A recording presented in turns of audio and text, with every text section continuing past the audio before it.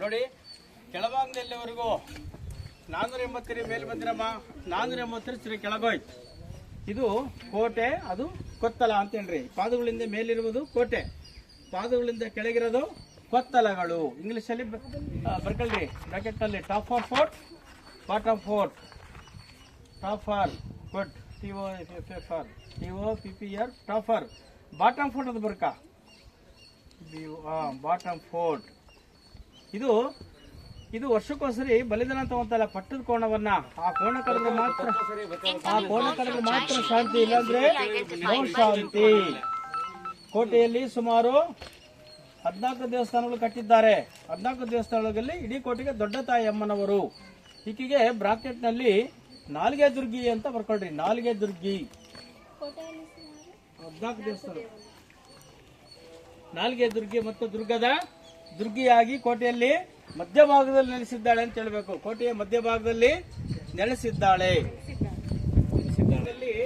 ಚಿತ್ರವಿತ್ರ ಬಂಡೆಗಳ ಸರಣಿ ಇದೆ. ಚಿತ್ರವಿತ್ರ ಬಂಡೆಗಳ ಸರಣಿ ಇದೆ. ನಾನು ತೋರಿಸ್ತೇನೆ. ಚಿತ್ರದುರ್ಗಕ್ಕೆ ಚಿತ್ರದುರ್ಗ ಅಂತ ಹೆಸರು ಬರಲಿಕ್ಕೆ ಕಾರಣ ಏನು?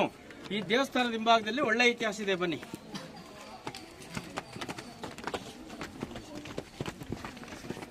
ಸಾಮ್ ಮಾಡುವುದು. ಇದು ಸೈನಿಕರ ಪಾಳೆಗಾರರ ಗರಡಿ ಮನೆ ಎಂದು ಮಾಡಲಾಗಿದೆ. ಕಲ್ಲಿಂದ ಕಟ್ಟಿದ್ದಾರೆ, ತಂಪಾಗಿರಲ್ಲ ಅಂತೇಳಿ. ಗಡಿ ಮನೆಯಲ್ಲಿ ಮಾಡೋದಂತ ಬಾಡಿ ಕೋಲ್ಡ್ ಆಗಿರುತ್ತೆ, ಜಿಮ್ಮಲ್ಲಿ ಮಾಡೋದ ಬಾಡಿ ಹೀಟ್ ಆಗಿರುತ್ತೆ. ಗರಡಿ ಮನೆ ಗರಡಿ ಶಾರ್ಟ್ ಕಟ್ ಆಗಿ ಬರ್ಕೊಳ್ರಿ. ಗರಡಿ ಮನೆ ಸಾರಾಂಶ ಮನೆಗೆ ಹೋಗಿ ಬರುವಂತ್ರಿ. Lonely points. ಅದಕ್ಕಲ್ಲ, ಅಲ್ಲಿ ಏನಿಲ್ಲ ಸರ್. ನೋಡಿ, ಇದು ಮೊಸಳೆ ತರ ಇದೆ. ಇದು ಕ್ರೊಕೊಡೈಲ್ ಫೇಸ್ ತರ ಇದು. ಇಲ್ಲಿ ನೋಡಿ, ಚಿತ್ರದುರ್ಗವನ್ನು ಮೊದಲು ಶ್ರೀಗಲ್ಲದುರ್ಗ, ಇಡಂಬಾಪುರ, ಬೆಮ್ಮತ್ತನೂರು, ಚಿನ್ಮಲಾದ್ರಿ, ಇಡಂಬ ಪಟ್ಟಣ, ಫರಕಾಬಾದ್ ಅಂತ ಕರೀತಾ ಇದ್ರು. ಬೆಂದಕಾಳೂರು ಬೆಂಗಳೂರು ಆಯ್ತು.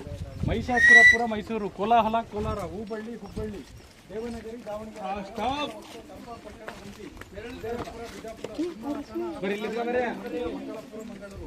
ಚೆನ್ನಾಗಿ ಕೆಲಸ ನೋಡ್ರಿ. ಇಲ್ಲಿ ಬಹಳ ಇಂಪಾರ್ಟೆಂಟ್ ಐತಿ. ಇದು ಆನೆ ತರ ಕಲ್ಲು ಕಾಣುತ್ತಲ್ಲಮ್ಮ. ನೋಡಿ, ಸೇಮ್ ನೋಡ್ರಿ. ಆನೆ ತಲೆ ತೆರೆದೆ, ಆನೆ ನೋಡಿ ಹೂ ಅನ್ಬೇಕು, ಸುಮ್ಮನೆ ಹೂ ಅನ್ನಂಗಿಲ್ಲ. ಇದೇ ಕಲ್ಲೊಳಗೆ ಗಣಪತಿ ಮೂರ್ತಿ ಕೆತ್ತನ ಆಗಿದೆ. ಇದಕ್ಕೆ ಆನೆ ಇದೆ. ಜನರಲ್ ಬರ್ಕೊಂಬಿಡಿ, ಆನೆ ಗಣಪತಿ ಅಂತ ಕರೀತಾರೆ ಇದಕ್ಕೆ. ಅಲ್ಲಿ ಮೇಲ್ಭಾಗದಲ್ಲಿ ಶಿಪ್ ತರ ಕಲ್ಲಿದೆಯಮ್ಮ. ಅಲ್ಲಿ ಆ ಬ್ಲಾಕ್ ಲೈನ್ ಇದೆಯಲ್ಲ, ಅಲ್ಲಿ ಶಿಪ್ ತರ ಕಲ್ಲಿದೆ. ಬೇರೆ ಪ್ರದೇಶದಲ್ಲಿ ಕೋಟೆ ಒಳಗಡೆ ಯುದ್ಧದಲ್ಲಿ ಗೆದ್ದಾಗ ದೊಡ್ಡ ಬೋಟಾರ್ಸರು. ಇದು ಬರ್ಕೊಳ್ರಿ ಬೇಕಾರೆ. ಪಾಳೆಗಾರ ಚಿಹ್ನೆ ಹನುಮನ ಗೈರಡ್. ಪಾಳೆಗಾರ ಚಿಹ್ನೆ ಗೈರಡ್. ಬೋಟಾರ್ಸ್ ಬಿಟ್ಟು ಖುಷಿ ಪಡೋರು. ಪಾಳೆಗಾರ ಚಿಹ್ನೆ ಹನುಮಾನ ಗರುಡ ಅಂತ ಬರ್ಕೊಳ್ರಿ. ಅಲ್ಲಿ ನೋಡ್ರಿ ಸಾ ಕಪ್ಪೆ ಹತ್ರ ಕಲ್ಲೆತ್ತೋಡಮ್ಮ. ಹಚ್ಚ ಹಸಿರಾಗಿ ಮರ ಇದೆಯಲ್ಲ, ಆನೆ ಗೂನ್ ಮೇಲೆ ಹಚ್ಚ ಹಸಿರಾಗಿ ಮರ ಇದೆಯಲ್ಲಮ್ಮ, ಕೆಳಗಡೆ ಕಪ್ಪೆ ಹತ್ರ ಕಲ್ಲೆತ್ತೋಡ್ರಿ. ಕಪ್ಪೆ ಅಲ್ಲಿ ಕಾಣುತ್ತೆ ನೋಡ್ರಿ. ಕಪ್ಪೆ ಮೂತಿ ಕಣ್ಣು ಇಲ್ಲ, ಅದೇ ತರ ಇದೆ. ಇಲ್ಲ ಬಿಲ್ಲಿ ಈ ತರ ಅಲ್ಲಿ ಮರ ಕೆಳಗಡೆ ಈ ತರ ಚಿತ್ರ ಕಲ್ಲು ತುಂಬಾ ಇದಾವೆ. ಚಿತ್ರದುರ್ಗಕ್ಕೆ ಹಳೆಯ ಹೆಸರು ಇಡಂಬವನ ಹೋಗಿ ವಿಚಿತ್ರ ಕಲ್ಲುಗಳು ಇರೋದ್ರಿಂದ ಇದಕ್ಕೆ ಚಿತ್ರಕಲ್ಲದುರ್ಗ ಅಂತ ಕರ್ಕೊಂಡ್ರು. ಇದು ಕಲ್ಲು ತೆಗೆದಾಕಿ ಚಿತ್ರದುರ್ಗ ಮಾಡಿದ್ರಮ್ಮ. ಚಿತ್ರದುರ್ಗ ಅಂತ ಹೆಸರಿದ್ರು. ಇಲ್ಲೇ ಲೋಕಲ್ ಚಳಿಕೆರೆ, ಹೊಳಲ್ಕೆರೆ ಅಥವಾ ಈ ಬೆಂಗಳೂರು ತುಮಕೂರಿಂದ ಬಸ್ಗಳು ಬರುವಾಗ ಬಸ್ ಏಜೆಂಟ್ರು, ಕಂಡಕ್ಟರ್ಗಳು ಚಿತ್ರಕ್ಕೆ ಹೋಗುತ್ತೆ ಬಸ್ ಅಂತ ಕೂಗುವುದಿಲ್ಲ. ದುರ್ಗಾ ದುರ್ಗಾ ದುರ್ಗಾ ದುರ್ಗಾ ದುರ್ಗಾ ಹೋಗುತ್ತದೆ ಬಸ್ ಅಂತ ಹೇಳ್ತಾರೆ. ಅರ್ಥ ಆಯ್ತಲ್ಲ. ಇದಕ್ಕೆ ಚಿಮ್ಮತ್ತನ ಕಲ್ಲು, ಆಮೇಲೆ ಚಿಟ್ಟಾಳ್ ದುರ್ಗ, ಆಮೇಲೆ ಚಿತ್ರಕಲ್ಲದುರ್ಗ, ಚಿತ್ರದುರ್ಗ ದುರ್ಗ ಆಗಿದೆ. ಈಗ ಬಾಗಿಲು ಏಕನಾಥೇಶ್ವರಿ, ಏಕನಾಥೇಶ್ವರಿ ಬಾಗಿಲು, ಮತ್ತೆ ಗ್ರಾಮ ದೇವತೆ ಬಾಗಿಲು, ಅಜ್ಜಮ್ಮನ ಬಾಗಿಲು ಅಂತ ಕರೀತಾರೆ. ಅಜ್ಜಮ್ಮನ ಬಾಗಿಲು ಇದೇ ಕೊನೆ ಲಾಸ್ಟ್ ರೌಂಡ್. ಇದು ಲಾಸ್ಟ್ ರೌಂಡ್ ಡೋರ್ ಹೆಸರು ಏಕನಾಥೇಶ್ವರಿ ಬಾಗಿಲು. ಅಜ್ಜಮ್ಮನ ಬಾಗಿಲು ಎಲ್ಲಾ ದೇವರುಗಳಿಗಿಂತಲೂ ದೊಡ್ಡವಳು, ಅದಕ್ಕೆ ಅಜ್ಜಮ್ಮ ಅಂತಾರೆ. ಮನೆಯಲ್ಲಿ ವಯಸ್ಸಾದರ ಹೆಣ್ಮಕ್ಳಿಗೆ ಏನಂತಾರೆ? ಅಜ್ಜಿ ಅನ್ನೋದಿಲ್ಲ. ಹಳೆ ಕಾಲದಲ್ಲ, ಪಳೆಗಾರ ಆಳಿ ಬಾಳೋದ ಮೇಲೆ ಬೆಳೆದಿದ್ದು ಬರ. ಹೌದಾ? ಅವ್ರದ್ದೇನಲ್ಲ ಅಲ್ಲ, ಅವಿಲ್ಲ.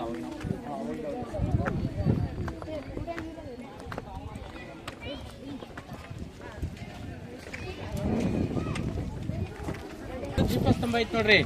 50 ಅಡಿ ಬರೆಸ್ತಾರೆ ಬರೋಬ್ಬರಿ. ಒಳಭಾಗದಲ್ಲಿ 10 ಅಡಿ, ಮೇಲೆ 40 ಅಡಿ ನಿಂತಿರೋದು. ಚಿಕ್ಕ ಪುಟ್ಟ ಕಲ್ಲುಗಳನ್ನ 10 ಗ್ರಿಪ್ ಅದು ಹಗ್ಗ ಕಟ್ಕೊಂಡ್ಬಿಟ್ಟು ಕುಂದಲ್ಲಿ ಎಣತಕ್ಕಂಥ ಕಂಬ ದೀಪಸ್ತಂಭ. ಈ ಕಡೆ ಬರೀ ಹೋಗ್ಲಿ ಹೊಂಡ ಇದೆ. ತೊಳೆದ್ಬಿಟ್ಟು ಹಗ್ಗ ಕಟ್ಬಿಟ್ಟು ಉಯ್ಯಾಲಾಡ್ಸರು. ರಾಟಿ ಇದೆ ನೋಡ್ರಿ ಉಯ್ಯಾಲ ಕಂಬದ ಮಧ್ಯ. ಅಲ್ಲಿ ಉಯ್ಯಲಾಡಿಸಿದ ಮೇಲೆ ಆ ಒಂದು ಮುಖಪುರದಲ್ಲಿ ಕುಂಡ್ರಿಸಿ ಪೂಜೆ ಮಾಡ್ತಿದ್ರು. ಇದು ಉತ್ಸವ ಮಂಟಪ ಆಗಿತ್ತು. ಕ್ಯಾಂಟೀನ್ ಆಗ್ಬಿಟ್ಟು 21 ವರ್ಷ ಆಗಿದೆಪ್ಪ. ಅಲ್ಲಿ ಎಡಮನಾಥ ಟೆಂಪಲ್ ಇದೆ ನೋಡ್ರಿ ಮೇಲೆ. ಅದು ವರ್ಷದಲ್ಲಿ 4 ದಿನ ಓಪನ್. ಭೀಮ ಅಮಾಸೆ, ತುಪ್ಪಳ ಅಮಾಸೆ, ಮಲೆ ಅಮಾಸೆ, ಕೆಟ್ಟವಣ ಅಮಾಸೆಗಳು. Another days close. ಬೇರೆ ದಿನ ತೆಗೆಯೋದಿಲ್ಲ. ಅದು ತುಪ್ಪದ ಕೊಳ ನೋಡ್ರಿ ಅಲ್ಲಿ ಮೇಲೆ ಇದೆಯಲ್ಲಪ್ಪ. ಅಲ್ಲಿ ತುಪ್ಪದ ಬತ್ತೇರಿ ಕಳೆದ ಕೊಳ ಕಲ್ಲಿ ಮೇಲೆ ತುಪ್ಪ ಹಾಕ್ತಿದ್ರು. ಹೊಸಗೇಶ್ವರ ಸೈನಿಕರು 5 ರಿಂದ 6 ಅಡಿ ಇಟ್ಟಿರ್ಬೇಕಾಗಿತ್ತು. ಮಿಲಿಟರಿ ಹತ್ರ ಗಟ್ಟಿ ಮುಟ್ಟಿರ್ಬೇಕಾಗಿತ್ತು. ಅವರು ಕಷ್ಟಪಟ್ಟು ಮೇಲೆತ್ತಿದ ರೌಂಡ್ ಇದೆಲ್ಲ ಮುಟ್ಟಿದರೆ ಗೆದ್ದ ಆಗೇ ಇಲ್ಲ ಅಂತ ತಾಣ್ತಾನಿರಲ್ಲ. ಟೋಟಲಿ ಅದು ಶಕ್ತಿ ಸಾಮರ್ಥ್ಯ ಚೆಕ್ ಮಾಡೋ ಸ್ಥಳ ಅದಾಗಿತ್ತು ಆ ಕಾಲದಲ್ಲಿ. ಅಲ್ಲಿ ನಾಗರ ಫಿಲಮ್ ಆಗಿದೆ ನೋಡಿ, ಮೇಸ್ಟೇ ನಾನು ಅಲ್ಲಿ ಮೇಲೆ ಮದುವೆ ಆಗಿಲ್ಲ ಅಂತ ಹೇಳ್ತಾನಲ್ಲ, ಅದೇ ಜಾಗದಲ್ಲಿ ಈಗ ಮಿಸ್ಟರ್ ಅಂಡ್ ಮಿಸಸ್ ರಾಮಾಚಾರ್ಯ ತಕೊಂಡ್ರಲ್ಲ, ಅಲ್ಲೇ ಹಂಗೋ ಹಿಂಗೋ ಹೆಂಗೋ ಇದ್ದೆ ಹಿಂಗಾಯ್ತು ಜೀವನ. ಅದೇ ಜಾಗ ನೋಡ್ರಿ, ತುಪ್ಪದ ಬೆಟ್ಟ ಸರ್ ಅದು. ಎಷ್ಟು ಕಪ್ಪ ಕಾಣಿಕಿದೆ, ಎಷ್ಟು ಕೊಡಬೇಕು, ಯುದ್ಧಕ್ಕೆ ಯಾವಾಗ ಹೋಗಬೇಕು ಎಲ್ಲ ಬರೆದಿಟ್ಟಿದ್ರು ಸರ್. ಇದು ಅದು ರೂರಲ್ ಅಡ್ಮಿನಿಸ್ಟ್ರೇಟಿವ್ ಕೋರ್ಟ್, ನ್ಯಾಯಾಲಯ. ಏನೇ ಸಮಸ್ಯೆಗಳಿದ್ರು ಎಲ್ಲ ಬಗೆಹರಿಸ್ಕೊಳ್ತಿದ್ರಲ್ಲಿ. ಇಲ್ಲಿ ಟಂಕ ಸಾಲೆ ನೋಡ್ರಿ. ಟಂಕ ಅಂದ್ರೆ ಮುದ್ರೆ. ಇಲ್ಲಿ ಹಿತ್ತಾಳೆ, ತಾಮ್ರ, ಬೆಳ್ಳಿ, ನಾಣ್ಯಗಳನ್ನ ಮುದ್ರಾ ಮಾಡ್ಬಿಟ್ಟು ಒಳಗಡೆ ಹಾಕ್ಬಿಟ್ಟು ಶಿವಲಿಂಗ ಇಟ್ಬಿಟ್ಟು ಪೂಜೆ ಮಾಡೋರು. ಯಾರೋ ವೈರ್ಗಳು ಬಂದು ನೋಡಿದ್ರು, ಬಿಡಪ್ಪ ದೇವಸ್ಥಾನ ಬೇಕು, ಆ ತರ ಮಾಡಿದ್ದಾರೆ. ದೇವಸ್ಥಾನ ಅಲ್ಲ, ಹಣ ತೆಗೆದಿರ್ಬೋದು ಟಂಕ ಸಾಲೆ ಅದು. ಆಮೇಲೆ ಹಿಂದೆ ಚಿತ್ರಕೋಟೆಯನ್ನು ಕಲ್ಲಿನ ಕೋಟೆ, ಉಪ್ಪಿನ ಕೋಟೆ ಅಂತ ಕರೆಯುವಾಗ ಮಣ್ಣಿನ ಗೋಡೆಯಲ್ಲಿ ಯಾಕೆ ಕಟ್ಟಿದ್ರು? ಬೇಸಿಗೆ ಕಾಲದಲ್ಲಿ ತಂಪಾಗಿರ್ಬೇಕು ಅಂತೇಳಿ ಕಟ್ಟಿದಾರಲ್ಲ. ಮಣ್ಣಿನ ಗೋಡೆ ಕಡೆ ನೋಡಮ್ಮ, ಮೇಲಿಂದ ಕೆಳ ಕಣ್ಣಾಡಿಸಿ. ಚಿಕ್ಕ ಪುಟ್ಟ ಮಡಿಕೆ ಕುಡಿಕೆ ಕೇಸುಗಳು, ಚಿಕ್ಕ ಪುಟ್ಟ ಕಲ್ಲುಗಳು, ಮೇಕೆ ಕುರಿ ಪಿಚ್ಚಿಗೆ ಒಣಗಿಸ ಹಾಕಿದ್ದಾರೆ. ಮರಳು ಮತ್ತು ಸುಣ್ಣವಿದೆ, ಬೆಲ್ಲದ ಕಾಕಂಬಿ, ರಾಗಿ ಅಂಬಲಿ, ಕೋಳಿ ಮೊಟ್ಟೆ. ಆಮೇಲೆ ಇದಾಕಿದ್ದಾರೆ, ಇಜ್ಜಲ್ ಪುಡಿ ಹಾಕ್ಬಿಟ್ಟು ದೊಡ್ಡದ ಗುಂಡಿ ಮಾಡ್ಕೊಂಡ್ಬಿಟ್ಟು ಆ ಗುಂಡಿಯಲ್ಲಿ ಕುದುರೆಗಳನ್ನು ನಿಲ್ಲಿಸೋದು, ಆನೆಗಳನ್ನು ದಬ್ಬೋದು, ಕಾಡು ಕೋಣೆಗಳನ್ನು ನಿಧಾನಗೊಳಿಸಿದ್ರು. ಆ ಮಡ್ಡಿ ಕಸರನ್ನ ಚೆನ್ನಾಗಿ ತುಳಸಿ ಸುಮಾರು ಸಹ ನೆನೆ ಕದ ಮಾಡಿ ಜೀಟ್ ಒಂದು ಬಿಟ್ಟಿನ ಅಂತೆಲ್ಲ ಗೋದಿಟ್ಟು ಅಥವಾ ನಾದಿ ಬಿಟ್ಟು ಕಟ್ಟಿರುವಂತ ಗೋಡೆ. ಅರ್ಥ ಆಯ್ತಲ್ಲ? ತುಂಬಾ ದೂರ.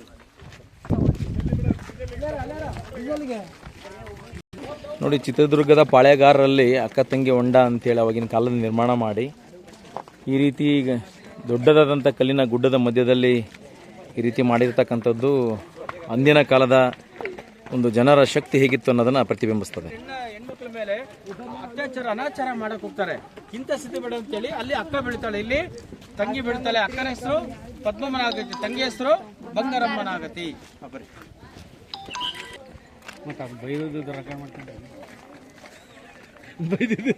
ಇಲ್ಲ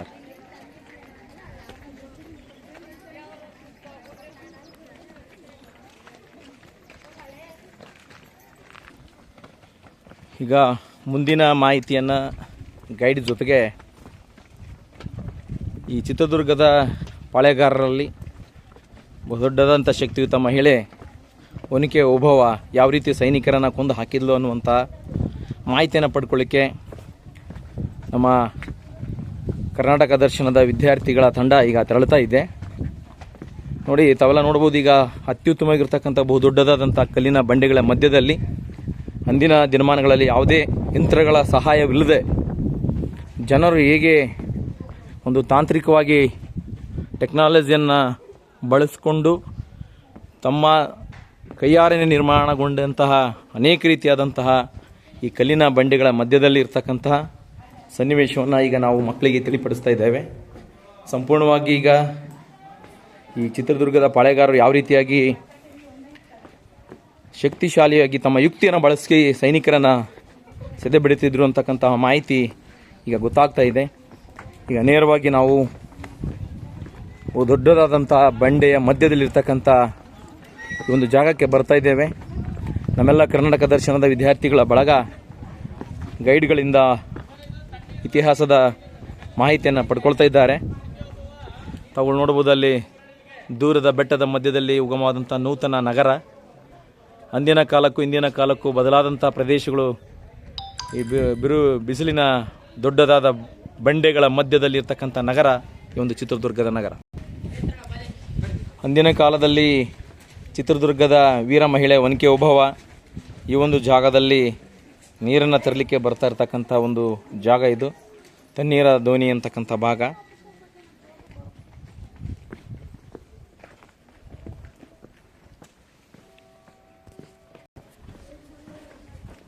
ನೋಡ್ಬೋದು, ಬೃಹದಾಕಾರದಾಗಿರ್ತಕ್ಕಂಥ ಕಲ್ಲಿನ ಬಂಡೆಗಳು. ಈ ಒಂದು ಕಲ್ಲಿನ ಬಂಡೆಗಳ ಮಧ್ಯದಲ್ಲಿ ಸೈನಿಕರು ಯಾವ ರೀತಿಯಾಗಿ ನುಸುಳ್ತಾ ಇದ್ದರು ವೀರ ಮಹಿಳೆ ಒನಕೆ ಓಬವ್ವನ ಯುಕ್ತಿ ಮತ್ತು ಶಕ್ತಿ ಹೇಗಿತ್ತು ಅನ್ನುವಂಥದ್ದು ಕೂಡ ಈ ಒಂದು ಚಿತ್ರದುರ್ಗದ ಪಾಳೆಗಾರರ ಆಡಳಿತದಲ್ಲಿ ಇತಿಹಾಸವನ್ನು ಗಮನಿಸ್ತಾ ಹೋದಂತೆಲ್ಲ ಗೊತ್ತಾಗ್ತದೆ. ಎಲ್ಲ ಮಕ್ಕಳು ಕೂಡ ಅದರ ಮಾಹಿತಿಯನ್ನು ಪಡ್ಕೊಳ್ತಾ ಇದ್ದಾರೆ.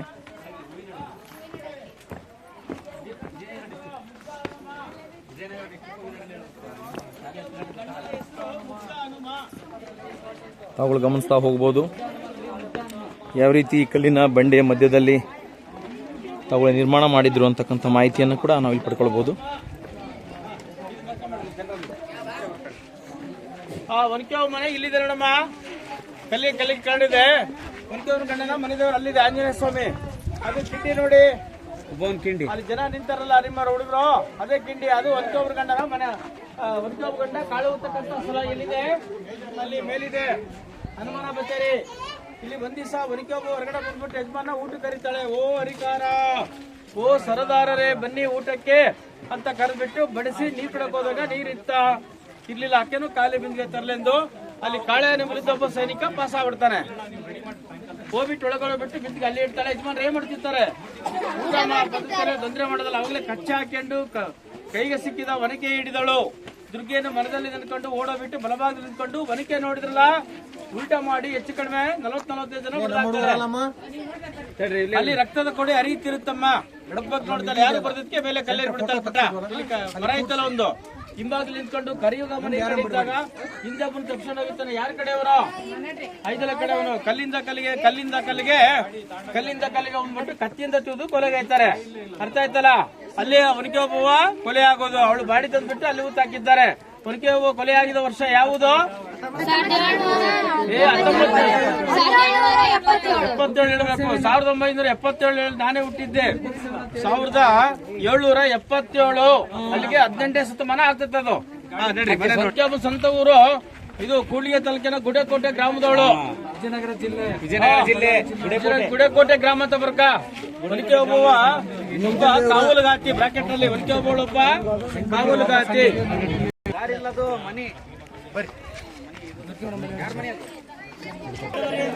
ಓಕೆ, ಅಂದಿನ ಚಿತ್ರದುರ್ಗದ ವೀರ ಮಹಿಳೆ ಒನಕೆ ಓಬವ್ವ ಸೈನಿಕರನ್ನ ಸೆದೆ ಬಿಡದಂತಹ ಜಾಗ ಇದೇ ಒನಕೆ ಓಬವ್ವನ ಕಿಂಡಿ ಚಿತ್ರದುರ್ಗದಲ್ಲಿ. ತಾವೆಲ್ಲ ಗಮನಿಸ್ತಾ ಇದ್ದೀರಿ, ನಮ್ಮ ಕರ್ನಾಟಕ ದರ್ಶನದ ವಿದ್ಯಾರ್ಥಿಗಳು ಗಮನಿಸ್ತಾ ಇದ್ದಾರೆ. ಅವಾಗ ತನ್ನ ಪತಿಗೆ ಊಟ ಮಾಡುವಂಥ ಸಂದರ್ಭದಲ್ಲಿ ಅವರಿಗೆ ತೊಂದರೆ ಆಗಬಾರ್ದಂತ ತಿಳಿದು ಬಂದಂತಹ ಸೈನಿಕರನ್ನು ತನ್ನ ಮನೆಯಲ್ಲಿದ್ದಂಥ ಒನಕೆಯನ್ನು ತಂದು ಈ ಕಿಂಡಿಯ ಮೂಲಕವಾಗಿ ನುಸುಳುತ್ತಿದ್ದ ಸೈನಿಕರನ್ನು ಕೊಂದು ರಾಸಿಗಟ್ಟಲೆ ಸೈನಿಕರನ್ನು ಸುಮಾರು 45 ಸೈನಿಕರನ್ನು ಸೆದೆ ಬಿಡದಂತಹ ಜಾಗ ಇವತ್ತಿದು ಒನಕೆ ಓಬವ್ವನ ಕಿಂಡಿಯಾಗಿದೆ ಈ ಚಿತ್ರದುರ್ಗದ ಕಲ್ಲಿನ ಕೋಟೆಯಲ್ಲಿ.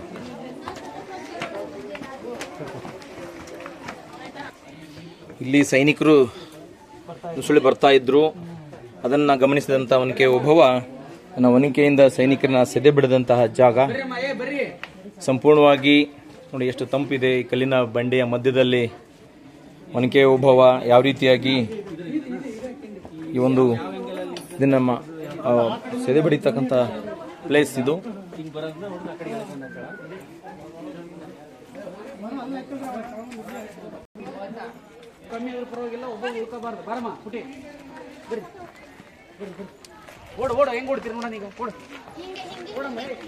ಇಲ್ಲಿಗೆ ನಮ್ಮ ವಿದ್ಯಾರ್ಥಿಗಳ ತಂಡ 7 ಸುತ್ತಿನ ಕಲ್ಲಿನ ಕೋಟೆಯನ್ನು ವೀಕ್ಷಣೆ ಮಾಡಿ ಮತ್ತೆ ಬಸ್ಸಿನತ್ತ ತೆರಳುತ್ತಾ ಇದೆ. ಅಂತಿಮವಾಗಿ ಈ ಒನಕೆ ಓಬವ್ವನ ಕಿಂಡಿಯನ್ನು ವೀಕ್ಷಣೆ ಮಾಡಿ ಈಗ ಮುಂದೆ ಸಾಗ್ತಾ ಇದ್ದೇವೆ.